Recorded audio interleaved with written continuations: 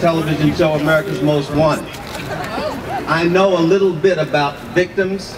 I know a little bit about criminals. I know a lot about law enforcement. But this bill has nothing to do with keeping us safe. I hold in my hand a book that was given to me 3 years ago when we were doing stories in Chicago about the carnage on the streets there. I was working with a group called Purpose Over Pain, parents whose children have been murdered on the streets of Chicago. Carnage that continues every day as we speak. This book is compiled by the Cook County State's Attorney's Office in Chicago. In it are the memories of relatives of murdered people. There are hundreds and hundreds. They compile this book every few years. Nothing ever changes. This book is compiled in a place where guns are illegal. Illegal. No one is supposed to have a pistol in Chicago. But the carnage continues. We cannot allow our guns and our ability to protect ourselves to be taken from us by ill-thought-out legislation which has nothing to do with our safety.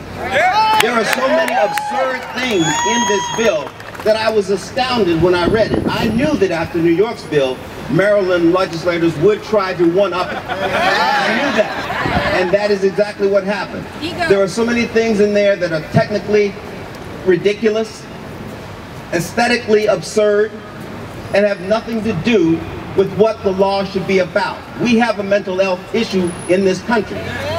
We do. There's no disputing that. But reducing and restricting our ability to defend ourselves is not going to help us in the state of Maryland or across this nation.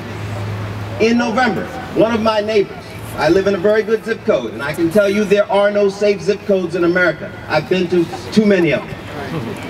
My neighbor walked out of his house on his way to work. He goes to work at 4 in the afternoon.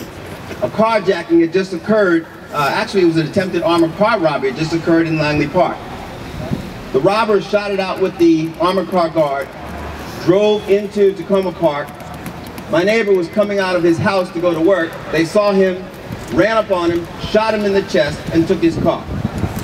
He had no ability to defend himself, but he couldn't have even had the right to defend himself, more than likely as an ordinary citizen in Maryland, outside of his home.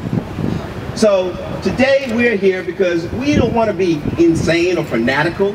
We want to be rational. We want to make a logical argument to our legislators about this bill and about what should be common sense as opposed to hysteria that fuels a mass grab of all of our weapons, because that is what this is amounting to.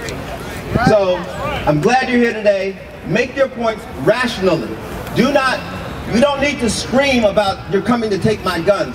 Look at the bill. Look at what's in it. Challenge the things in it that do not make sense. Do what you can do to get your point across as a reasonable, rational American. Hysteria will not help us. It's a silly season we're in. We are in a major silly season, but it's a deadly serious season. So make your arguments passionately, but make them logically. I'm glad to be here today. God bless you all. God bless the state of America. I'll leave you with 3 words. John Moses Browning.